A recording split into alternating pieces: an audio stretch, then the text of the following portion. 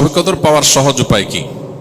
শবে কদরের রাত যেহেতু একেবারেই চূড়ান্তভাবে ফিক্সড কোনো রাত নয়, সেজন্য শবে কদর পাওয়ার উপায় হলো রমজানের শেষ দশকের প্রত্যেকটা রাতে ইবাদত করা।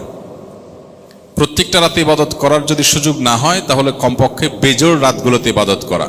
নবী সাল্লাল্লাহু আলাইহি ওয়াসাল্লাম বলেছেন, তাহাররাউ লাইলাতুল কদরি ফিল বিত্রি মিনাল আশরিল আওয়াখিরি মিন রমাদান। রমজানের শেষ দশকের বেজোড় রাতগুলোতে তোমরা কদর তালাশ করবে। তার মানে এর মধ্যে যে কোনোটা হতে পারে।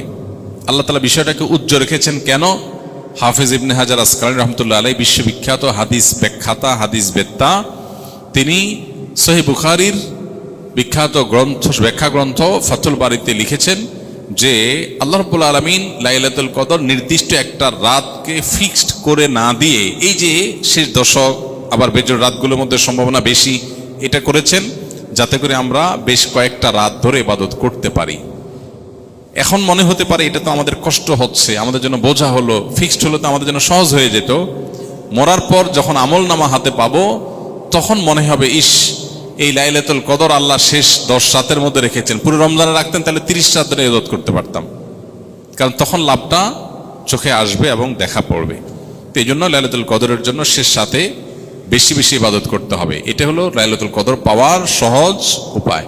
আরেকটা সহজ উপায় আছে, সেটা হলো যে ইতিকাফ, যেটা এতক্ষণ বললাম। আপনি মসজিদে যদি ইতিকাফ করেন, তাহলে লাইলাতুল কদর পাওয়াটা এমনিতেই সহজ হয়ে যাবে।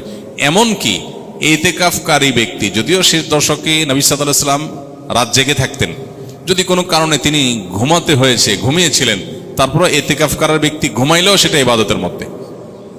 বাসার ঘুম আর মসজিদে ইতিকাফকারীর ঘুমের মধ্যে পার্থক্য আছে। মসজিদে অবস্থানটাই ইটসেলফ একটা ইবাদত।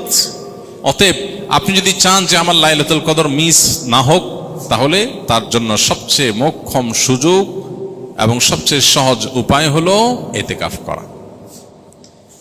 ইতিকাফ অত্যন্ত প্রেমময় একটি ইবাদত, যেটা খুব ভেতর থেকে ফিল করা যায়, আল্লাহর সাথে একান্তে কথা বলা যায়, অনুভব হবে যে আমি আল্লাহর ঘরে আছি, আল্লাহর ঘরে হাজির হয়ে গেছি।